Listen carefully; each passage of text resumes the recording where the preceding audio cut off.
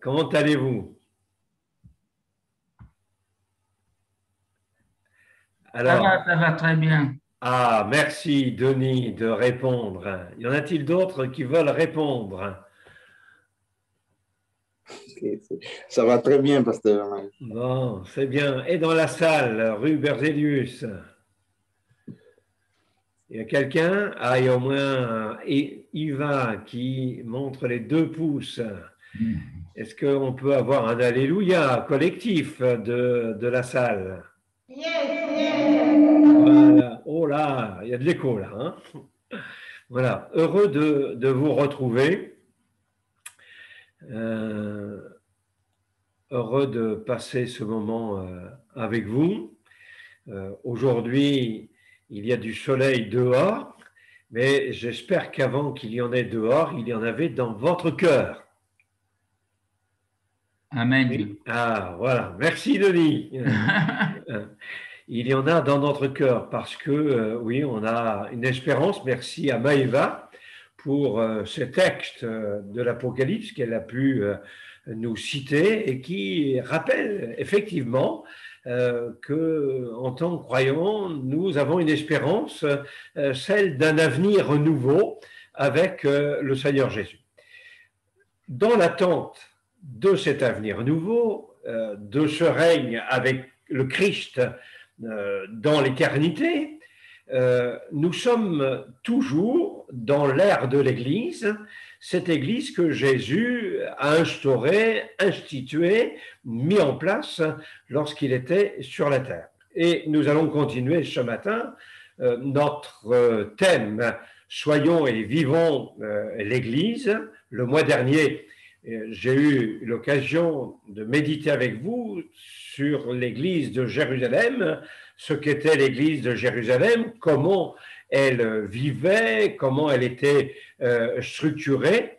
Ce matin, j'aimerais m'arrêter sur une autre église du Nouveau Testament qui n'a pas non plus de lettre qui lui a été adressée, c'est l'église de Samarie. Alors, pour introduire, je vous invite à faire une lecture dans le livre des Actes des Apôtres, au chapitre 1er, verset 8.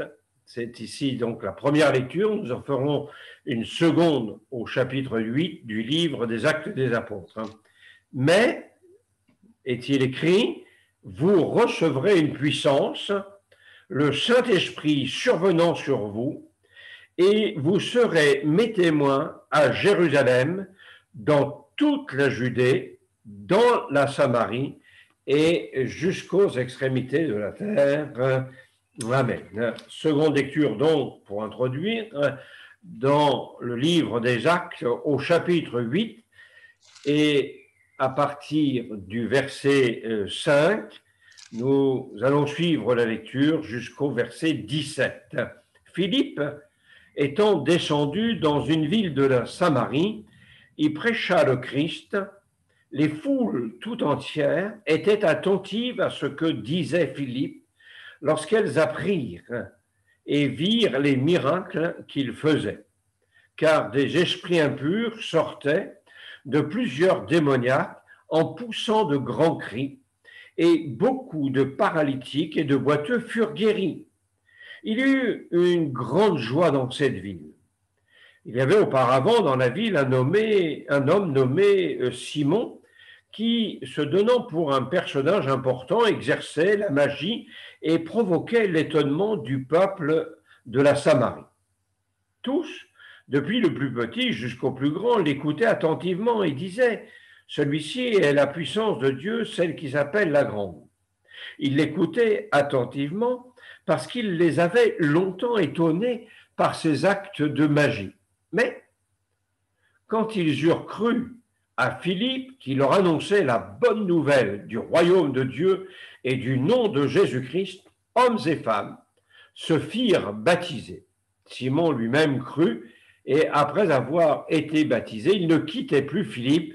Il voyait avec étonnement les miracles et les grands prodiges qui s'opéraient. Les apôtres qui étaient à Jérusalem, ayant appris que la Samarie avait reçu la parole de Dieu, y envoyèrent Pierre et Jean. Ceux-ci, arrivés chez les Samaritains, prièrent pour eux afin qu'ils reçussent le Saint-Esprit, car il n'était encore descendu sur aucun d'eux. Ils avaient seulement été baptisés au nom du Seigneur Jésus. Alors, Pierre et Jean leur imposèrent les mains et ils reçurent le Saint-Esprit. Amen. Donc, Samarie, un lieu qui a joué un rôle important dans l'histoire biblique. Si vous parcourez l'Ancien Testament, vous verrez qu'il est souvent fait mention de la Samarie et de cette ville de Samarie. Après le schisme à la fin du règne de Salomon, celui qui a régné après David, nous voyons que au moment de ce schisme, c'est-à-dire séparation du royaume en deux royaumes, les rois d'Israël, donc il y a eu le royaume de Juda et le royaume d'Israël, les rois d'Israël établirent leur siège royal à Samarie. Et Samarie va devenir la capitale d'Israël, tandis que Jérusalem est la capitale du royaume de Juda. Pourquoi je souligne cela? Simplement pour dire que cette situation était une situation anormale et c'était la conséquence de l'attitude et du péché de Jéroboam. Samarie est donc une ville marquée par une espèce de dérèglement, par le péché, une ville marquée aussi par l'idolâtrie.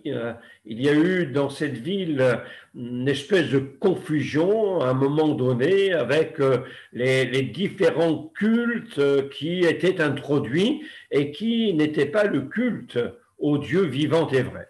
Donc, il y a eu de la confusion et aussi une certaine violence s'est installée à l'intérieur de cette partie de la Samarie. Les prophètes envoyés par Dieu ont prononcé des paroles de jugement, des paroles sévères à l'encontre de cette ville de Samarie. Et puis les siècles ont passé. Et nous voyons qu'au temps de Jésus, Samarie demeure dans une position de souffrance. Pourquoi est-ce que je dis cela? Simplement, relisez le texte de l'entretien de Jésus avec la Samaritaine et vous voyez et vous verrez que dans ce texte, il y a de la confusion dans le cœur de la Samaritaine. Et on sent qu'il y a une souffrance, il y a une séparation qui s'est faite entre les Juifs et les Samaritains. Et au moment de la venue du Christ dans cette région du monde, nous constatons qu'il y a une haine entre Juifs et Samaritains et qu'il y a une réelle confusion spirituelle. Nous pouvons dire que Samarie est finalement quelque chose de symbolique. Le Seigneur Jésus, en se tournant vers cette ville, en s'arrêtant sur le chemin de cette femme samaritaine, en prononçant cette parole « Vous serez mes témoins jusqu'en Samarie », le Seigneur Jésus montre ici qu'il veut tendre la main, qu'il veut bénir, qu'il veut secourir, il veut apporter la lumière, il veut apporter la guérison, il veut apporter quelque chose qui va faire du bien à cette population de Samarie.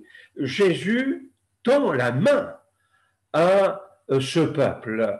Il veut accorder à ces gens la révélation de l'amour de Dieu, la révélation de la puissance de l'Évangile.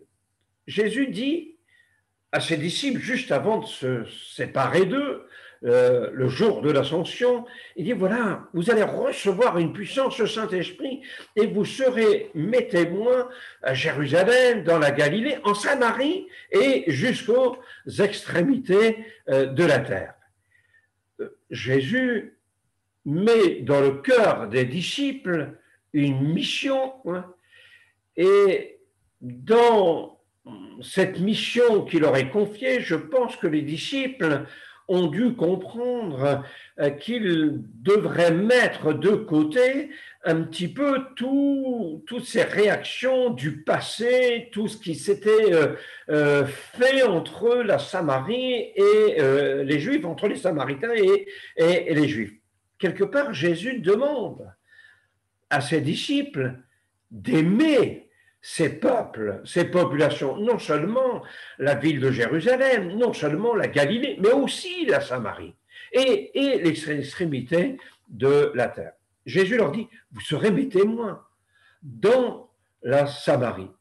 Ça veut dire que pour cette ville, marquée pendant des siècles par le règne du péché, par la confusion, par l'idolâtrie, par cette espèce de haine qui s'est installée dans le cœur des uns et des autres, eh bien, le Seigneur avait pour cette ville et cette région un plan de salut.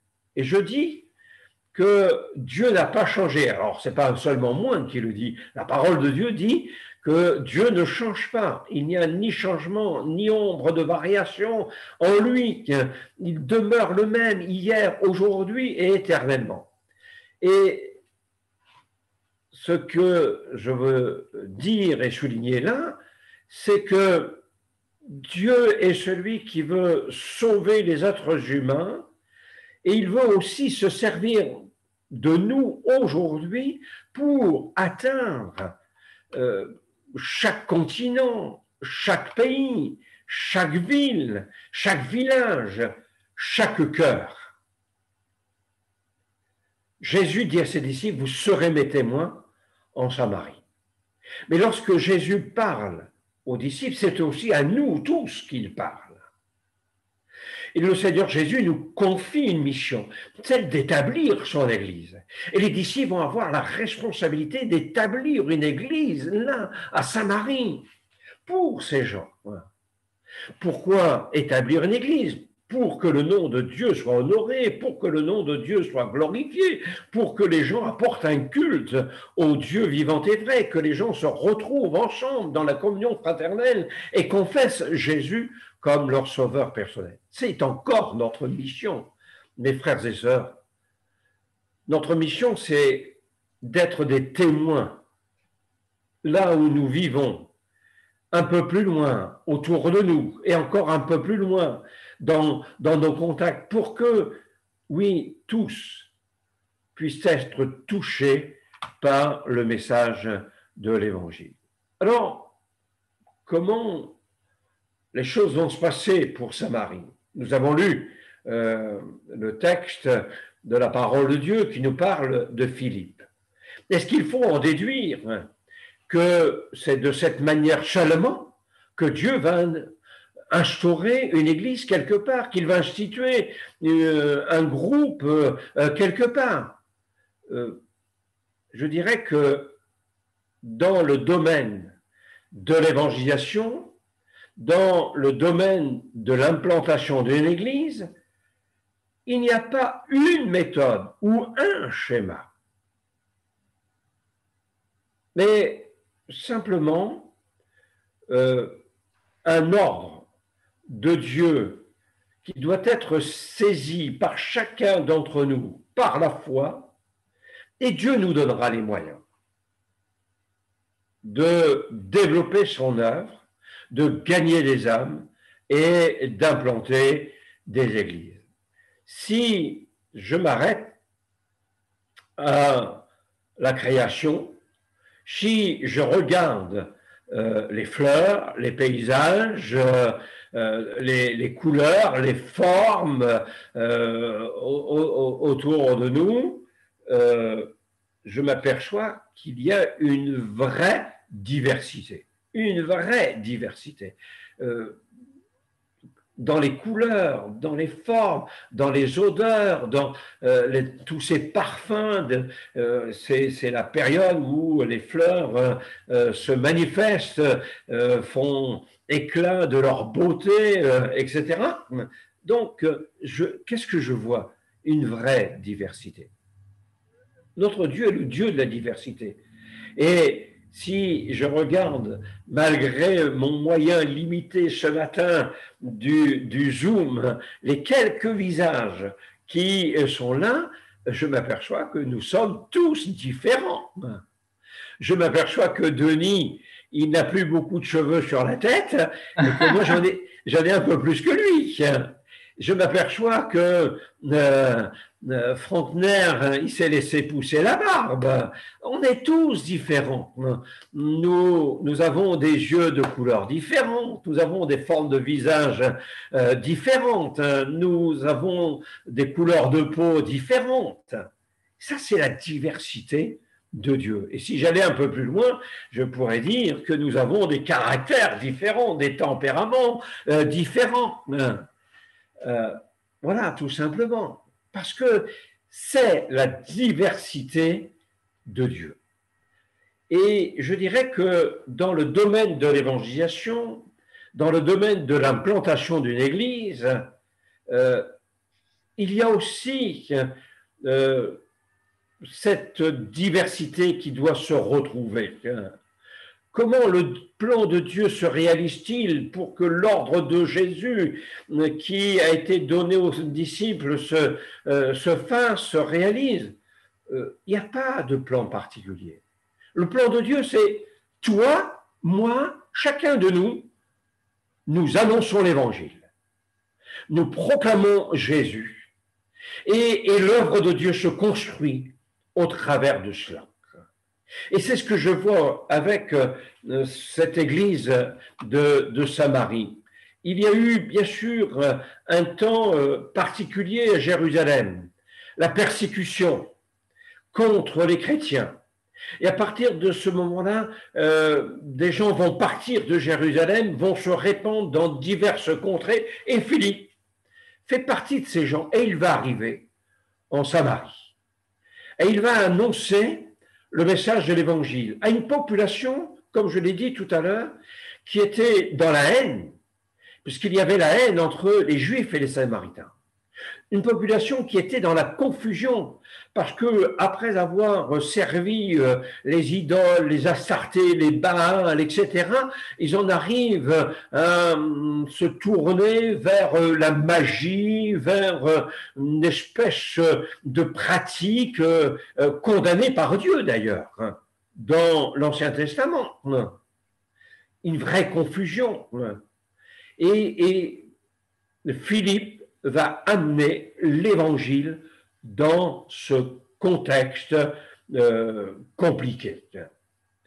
Ensuite, d'autres vont venir travailler, tels que Pierre et Jean, Paul et Barnabas. Vous retrouverez ça au chapitre 8 et au chapitre 15 du livre des Actes. Et ce que je voudrais souligner, c'est que l'église de Samarie a pris naissance par le moyen d'un homme, un diacre, pas un pasteur, pas un apôtre, pas un évangéliste, pas un prophète, un diacre. C'est comme ça que l'Église a pris naissance. Et je bénis Dieu parce que, au travers de l'histoire de l'Église, au travers des siècles, nous pouvons voir que plus d'une église est née par le travail sérieux d'hommes et de femmes qui croient et qui ont cru en Jésus, alors qu'ils n'étaient ni apôtres, ni pasteurs, ni prophètes. Mes frères et sœurs, comprenez que nous avons tous une responsabilité dans la construction de l'œuvre de Dieu. dans la construction de l'Église, dans l'évangélisation, dans l'implantation d'une Église. Philippe est l'un de ces hommes qui prend sa part de responsabilité. Il est donc un instrument entre les mains du Seigneur. Il fait partie des 7 premiers diacres qui ont été nommés par l'Église de Jérusalem, qui passait par un temps de contestation, et nous voyons avec les Écritures que l'Église, elle n'est pas parfaite. Et que l'Église peut rencontrer des zones de turbulence, des zones de conflit, peut rencontrer des moments un petit peu de perturbation, mais il y a la réponse de Dieu, la réponse de la parole de Dieu. Et là, on va mettre en place donc des hommes qui ont un bon témoignage, qui sont remplis du Saint-Esprit pour gérer certaines tâches matérielles dans l'église de Jérusalem. Et il y a, comme je l'ai dit tout à l'heure, cette persécution qui arrive et Philippe va partir. Philippe a le feu de Dieu dans son cœur. Il a l'amour de Dieu en lui. Il a l'amour des âmes. C'est un homme qui a un bon témoignage, c'est un homme qui a une sagesse, c'est un homme qui est rempli du Saint-Esprit. Et n'est-ce pas là des critères que nous devons avoir les uns les autres, des hommes, des femmes, jeunes gens, jeunes filles, de qui l'on va rendre un bon témoignage. As-tu, mon frère, ma sœur, un bon témoignage là où tu vis, auprès de ton voisinage, auprès de ta famille, auprès de tes collègues de travail? C'est ce que Dieu attend de nous. C'est ce que Dieu veut pour chacun d'entre nous, que nous soyons des êtres qui portent un bon témoignage. Pourquoi? Parce que nous avons reçu Jésus-Christ comme notre sauveur personnel. Il a bouleversé notre vie, il nous a changés, il nous a transformés. Notre vie n'est plus comme celle d'avant, et donc dans cette nouvelle dimension, nous apportons un bon témoignage. Sommes-nous dotés de sagesse? La Bible dit dans l'épître de Jacques, si quelqu'un manque de sagesse, qu'il la demande à Dieu qui donne, tout simplement. Et là, je voudrais vous confesser simplement que j'ai vraiment besoin que le Seigneur me fasse grâce. Parce que, oui, j'ai encore, même malgré mon âge, j'ai encore besoin de sagesse. Je pense en avoir un peu plus qu'il y a 10 ans ou 20 ans en arrière, mais j'en ai encore besoin. Et nous avons besoin de grandir dans la sagesse. Demandons au Seigneur sa sagesse, afin que nous ne soyons pas des gens qui se laissent emporter par toutes sortes de choses, qui se laissent influencer, qui vont être instables. Non, mais vraiment, que nous soyons dotés de cette sagesse divine. Cette sagesse qui va nous permettre de travailler dans l'œuvre de Dieu, cette sagesse qui va nous permettre d'apporter une parole à propos, cette sagesse qui va nous permettre de faire les bons choix dans notre vie, cette sagesse qui vient du ciel. Philippe en était doté, mais aussi est-il dit qu'il était rempli du Saint-Esprit. J'y reviendrai tout à l'heure dans quelques instants, mais ô combien il est important que nous soyons ces hommes, ces femmes remplis de l'Esprit de Dieu. Donc, à l'exemple de Philippe, soyons de ceux et de celles qui portent un bon témoignage, qui sont remplis du Saint-Esprit, de sagesse, et Dieu ne manquera pas de permettre au travers de nous de faire des miracles, des œuvres belles et remarquables. Dieu ne manquera pas, au travers de nous, de toucher des cœurs, de gagner des vies à Jésus-Christ et de permettre ainsi le développement de l'Église, de l'œuvre de Dieu, de voir des implantations d'églises se faire au travers de notre témoignage. Croyez-le que notre témoignage peut avoir un impact qui pourra nous surprendre. Philippe arrive dans cette ville de Samarie. Vous pourrez relire donc tous ces passages du livre des Actes, son action. Qu'est-ce qu'il fait quand il arrive à Samarie? Que fait-il au sein de cette population? Est-ce qu'il entame des sujets de discussion avec les uns, avec les autres? Que va-t-il faire? Vous le savez, c'est simple. Il va annoncer Jésus. Il annonce le Christ, celui qui sauve, celui qui pardonne, celui qui console, celui qui guérit. Et c'est là le message qui est nécessaire à nos contemporains. Réalisons que nous devons être les porteurs du message de Christ. J'aime cette expression, les porteurs d'espoir. Et au travers de ce titre, de cette appellation, oui, nous devons être les porteurs d'espoir, c'est-à-dire les porteurs du message de Christ. Un Christ qui sauve, un Christ qui pardonne, un Christ qui console, un Christ qui délivre, qui transforme les vies, un Christ qui guérit. Rappelons que c'est par le message de la croix que les âmes arriveront au salut, parce que c'est à la croix que Jésus a payé notre dette. C'est à la croix que nous sommes pardonnés de nos péchés. C'est à la croix que nous sommes lavés et purifiés de tout péché. C'est à la croix que nous sommes guéris de nos maux, de nos maladies, que nous avons la guérison de nos blessures. C'est la croix qui a triomphé. Ce matin, je veux rappeler à chacun d'entre nous que notre mission, c'est d'annoncer Jésus, c'est d'annoncer le Christ, comme Philippe a pu le faire. Et de cette manière, une église s'est implantée dans la ville de Samarie. Nos contemporains ont besoin de ce message de salut, un message qui va les amener à prendre position, à se séparer du péché. Il n'est pas question pour nous d'annoncer un message à l'eau de rose où tout le monde il est beau, tout le monde il est gentil. Il n'est pas question non plus d'annoncer un message de prospérité parce que là c'est tromper les gens. Le Seigneur Jésus ne nous a jamais dit que si nous avons une petite voiture, en croyant en lui, on aura une grosse voiture.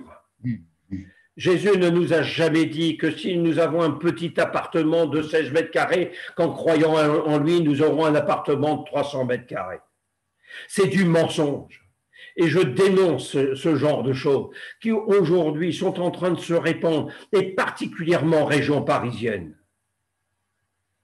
Le message de Christ, c'est quoi? C'est simplement réaliser au travers de son message que nous sommes pécheurs et que notre péché nous empêche l'entrée dans le royaume de Dieu, nous sépare de Dieu. Et Christ est venu mourir sur la croix pour nous sauver et nous pardonner de nos péchés, afin, alors là, oui, c'est la prospérité, mais c'est dans l'avenir. Nous serons dans le ciel de gloire avec le Seigneur pour l'éternité. Mais sur la terre, Jésus dit que le disciple n'est pas plus grand que son maître. Jésus n'avait pas de lieu où reposer sa tête. Jésus avait quoi comme bien? Il n'avait que sa tunique. Cette tunique que l'on s'est arrachée au moment où il a été crucifié. Il a été dépouillé de tout.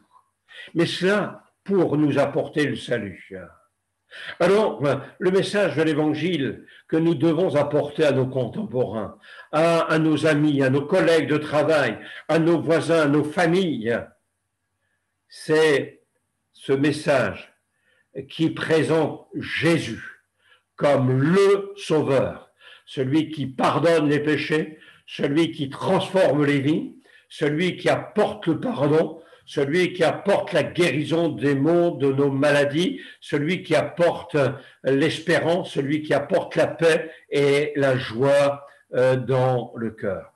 Gardons, comme Philippe, cette simplicité de l'annonce de l'Évangile. Et que se passe-t-il quand nous sommes fidèles au Seigneur dans la tâche que nous avons à accomplir? Que se passe-t-il lorsque nous restons attachés à ce que Dieu attend de nous? Eh bien, tout simplement, la bénédiction. Tout simplement.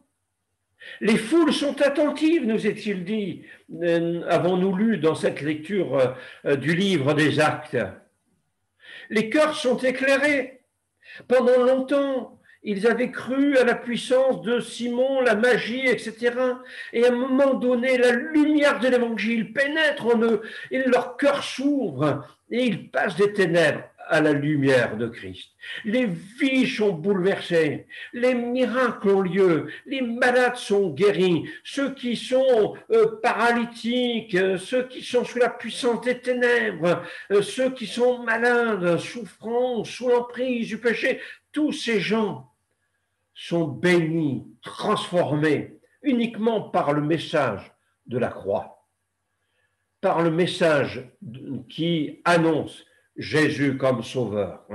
Hommes et femmes se font baptiser. Ne l'oublions pas, il y a un engagement lorsque l'on veut suivre le Seigneur et nous devons le rappeler à nos contemporains aussi.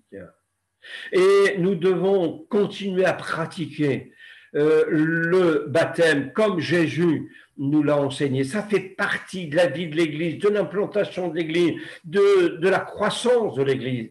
Ça fait partie de ses fonctionnements, ça fait partie de sa vie. Hommes et femmes se font baptiser. Cela marque le fait qu'ils ont pris la décision d'abandonner leur vie passée et de s'engager dans cette vie nouvelle avec le Seigneur Jésus. Et aussi, il y a une grande joie dans cette vie. Le Christ apporte la joie. Le message de l'Évangile apporte la joie.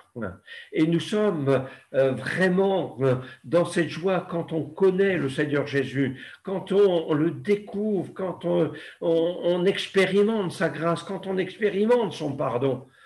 Il y a de la joie. Je suis dans la joie quand on me dit « allons à la maison de l'Éternel ».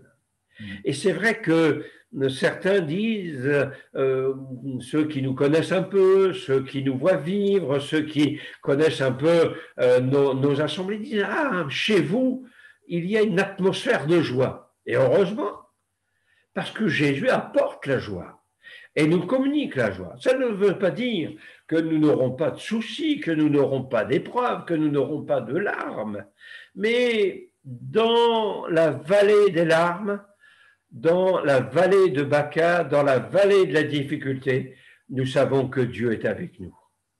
Et que si nous semons avec larmes, nous moissonnerons avec chandelle et graines. Il y a un moment où les choses se transforment, où il y a véritablement une bénédiction. L'Évangile, le message de Christ, apporte la joie. Il y a eu une grande joie dans cette ville. Pourquoi? Parce que les cœurs sont éclairés, parce que les malades sont guéris, parce que les péchés sont pardonnés. Dans Acte 9, j'aime ce texte qui se rapporte à la Samarie. Il nous est dit au verset 31 que l'Église était en paix dans toute la Judée, dans la Galilée et la Samarie. Elle s'édifiait, marchait dans la crainte du Seigneur et progressait par l'assistance du Saint-Esprit. L'Église était en paix. Mes frères et sœurs, prenons conscience que la paix, c'est quelque chose qui peut être fragile. D'ailleurs, le symbole de la paix, n'est-ce pas une colombe qui tient un brin d'olivier?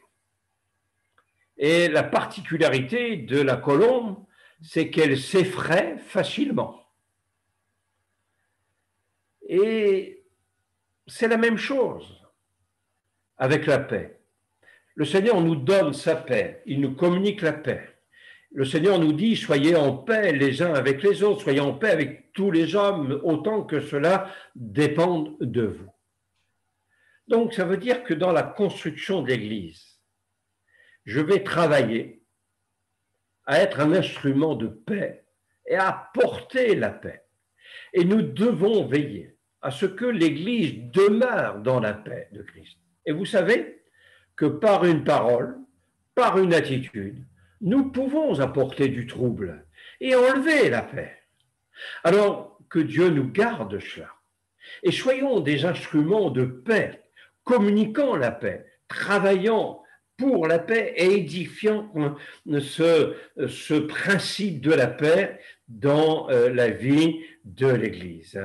Il suffit parfois de si peu de choses pour troubler cette quiétude qui est si importante à l'épanouissement de l'Église. Alors, veillons, veillons. Paul dit aux Romains que le Dieu de l'espérance vous remplisse de toute joie et de toute paix.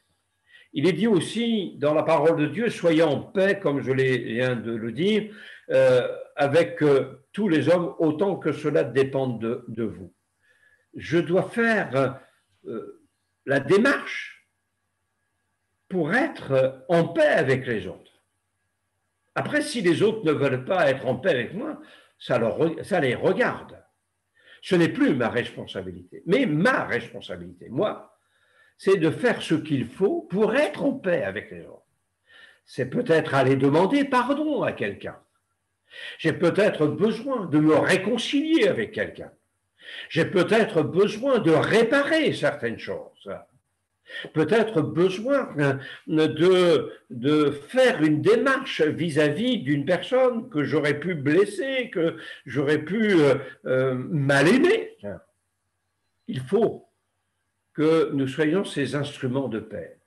Il est dit aussi dans la parole de Dieu, recherchons ce qui contribue à la paix. Paul dit aux Colossiens que la paix de Christ règne dans vos cœurs. Et aux Thessaloniciens, Paul dit, soyez en paix entre vous.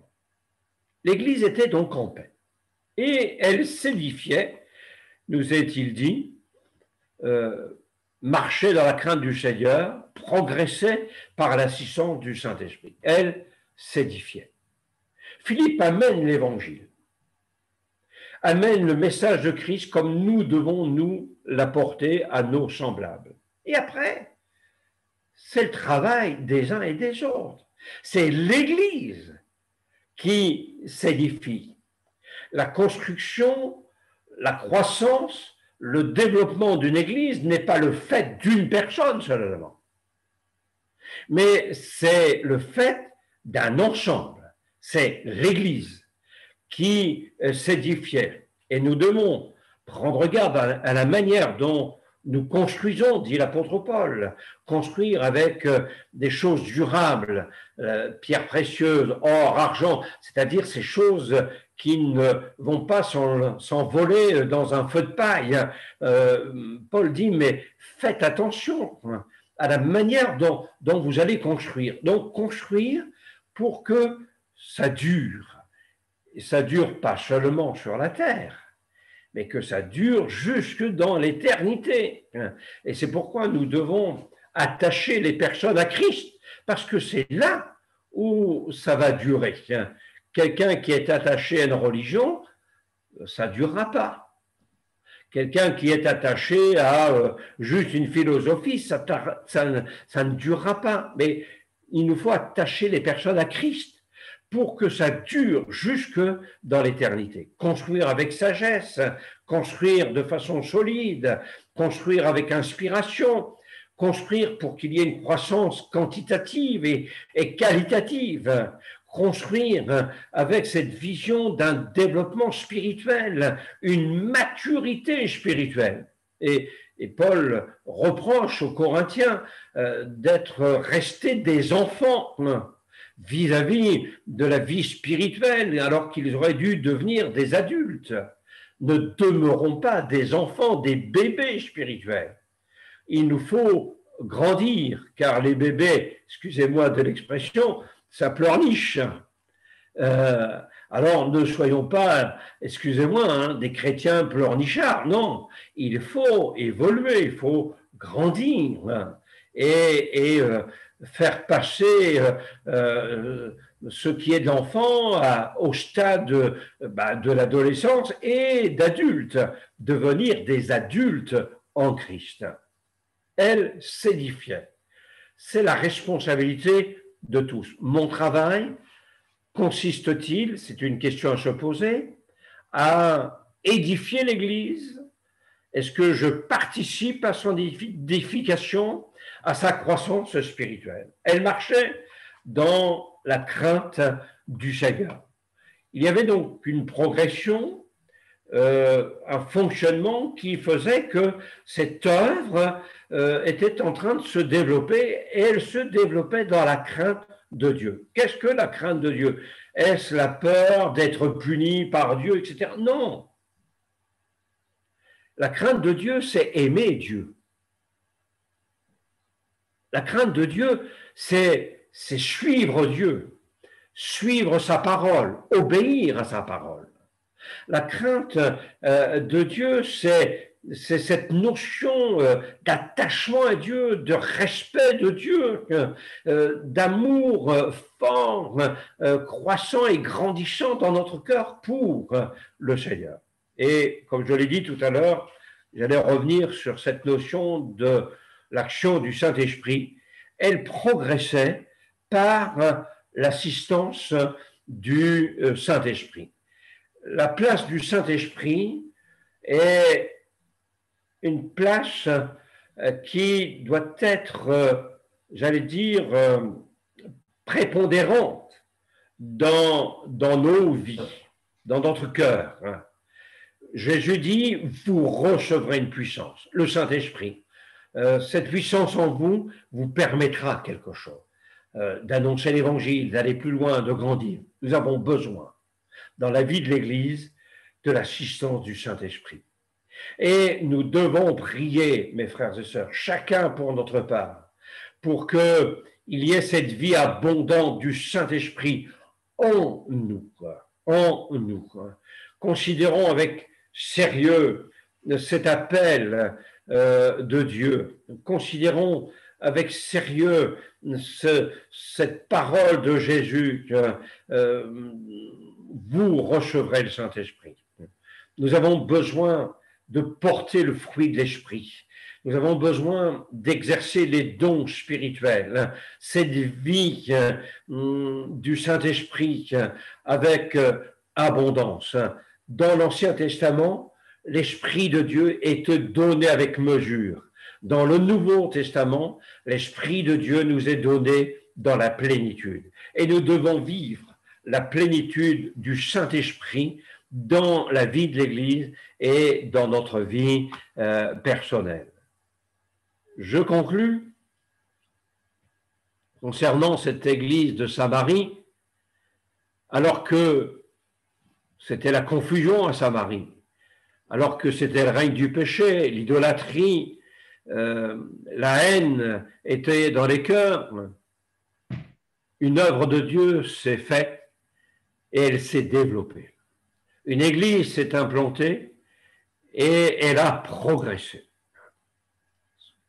Ma conclusion est de dire que la croissance de l'église, elle est possible.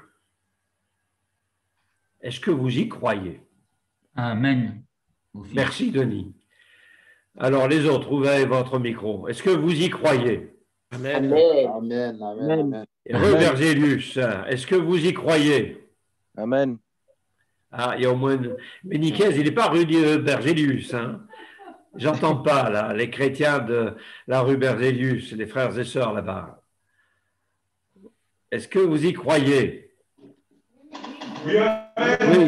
Bon, la femme à côté, elle dit Amen aussi. Oui, c'est possible. Alors, si nous y croyons et que nous sommes comme des Philippe qui annoncent le Christ et qui travaillons à l'épanouissement de l'œuvre de Dieu, à sa construction, à son édification, pour qu'elle soit dans la paix, qu'il y ait l'action du Saint-Esprit. Mais ce n'est pas 15 ou 20 personnes qu'on va avoir au culte dans les prochaines semaines. Mais nous allons passer de 15-20 personnes à 25-30.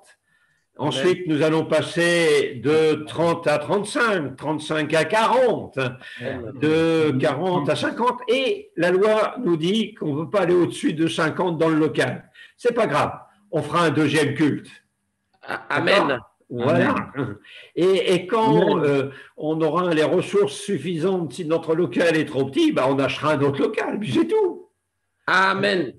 Et je plaisante pas, mes frères et sœurs, et je dis ça avec beaucoup de sérieux. La croissance de l'Église, elle est possible. Elle est dans le plan de Dieu. Je dirais que c'est dans l'ADN de Dieu. Dieu est le Dieu de la multiplication, Dieu est le Dieu de la croissance. Alors il nous faut avoir cette vision des choses, et il faut travailler dans ce sens-là. Et je veux que cette Église de Samarie parle à nos cœurs et nous amène dans cette vision des choses, que la croissance est possible à partir du moment où, en tant que chrétien, comme Philippe, au sein de mon Église, eh bien, je travaille. J'annonce Jésus aux âmes perdues, à ceux qui sont autour de moi, à ceux qui sont dans les ténèbres, dans la haine, dans le péché, dans la confusion. Je leur annonce Jésus et je les amène auprès du Seigneur à faire une expérience pour qu'ils s'engagent. Hommes et femmes se faisaient baptiser, qu'il y ait de la joie dans la maison de Dieu et que cette œuvre se développe marchant dans la crainte de Dieu, dans la paix et par l'assistance du Saint-Esprit. La croissance de l'Église est le fruit de l'œuvre de Christ. Oui. La croissance de l'Église est le fruit de l'œuvre du Saint-Esprit. Oui. Mais elle est aussi le fruit de notre travail à chacun. Il nous appartient d'y contribuer. J'affirme, je dis que la croissance de l'Église ne sera jamais quelque chose qui va se subir de façon passive. Nous devons être, et nous sommes appelés à être des acteurs pour la croissance de l'Église. Alors on ne la subit pas, mais on y contribue. On y travaille avec, bien sûr, comme je l'ai dit, l'aide du Seigneur et l'assistance du Saint-Esprit. Que Dieu vous bénisse et bonne croissance à l'église Source d'Espoir, rue Berzelius, dans Paris 17e, et que le Seigneur nous fasse grâce. Que Dieu vous bénisse. Amen.